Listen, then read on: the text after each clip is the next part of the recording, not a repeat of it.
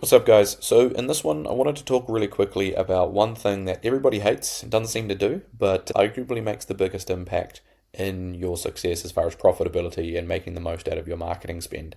And that's this little thing called follow up. Now, follow up can be short term, but it can also be long term as well. And so, I wanted to take a look here in this example of the long term follow up that is where most people fall over. And this is a really good example of when it works well. So, this lead here first came through in May 26, okay, from a Facebook lead. Okay, now when this person first came through, we sent them a text, we sent them some emails, and no response. Arguably gave it another touch point here, gave them a call, okay, and there was a 6 minute call in here, which was good. So meaningful call, but at that point there was not ready to take any action. Now, this is pretty much in line with where we see most of the split. You'll see about half of your leads are good, but not ready. You'll probably see somewhere like 2 to 3 out of 10 will be a good fit and wanting to move forward. And then there'll be a few that are junk as well. So this one falls into the camp of not ready. And so what's actually happened here is this person's been moved from the new leads column into the qualified keep warm, which is perfect because, this person potentially will do something in the future, just needs to be kept in touch with. Now, if we keep scrolling down the history, what happened? There's been a few emails here to keep in touch. There was another text message. More emails, okay, just general keeping in touch with them, with the happenings, what's going on. Another message here, which via text, got no reply. And then still moving forward again. And then right the way down here, this is just recently, they've actually booked a call in the calendar, which will show up in our client's calendar that they have someone that they want to speak with. And subsequently a text gone out to them confirming that, okay, and confirmation email. Now, just actually looking back to that was another time here that they've booked another time to speak, and that one looked like it didn't eventuate, so the text went out to say something along that lines. And then again, they've booked another time. So generally people in life are really busy, maybe they're dropping off the kids and it doesn't work for timing, that sort of stuff. And that's why we have the calendar there for people to choose a time.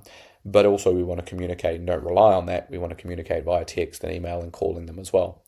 So in this case, they've eventually text back, okay, which is probably the fifth text that's been sent across and probably 20 plus emails. Hi, looking at renovating our home, wanting to stay where we are, etc., and add some more space to the place. Cool. So we've booked in that site meeting, which is a separate calendar in the system here. The call was made here to speak with them, okay, 12-minute phone call about their project, and then the site meeting was booked. So the site meeting has been booked in following that initial call, once they're qualified, and then this person has replied back to the email that said, hey, just confirming tomorrow's meeting is in 24 hours, still good to go. And then they have replied and said, yes, tomorrow's all good. So the point I'm trying to make here is that if we look at the dates of this, okay, and how this has sort of happened, most people would imagine that this person has just ghosted them, write them off completely and move on, which is typical. Totally get that. And they'll say, where's the new leads? I want to deal with new leads who are a better fit.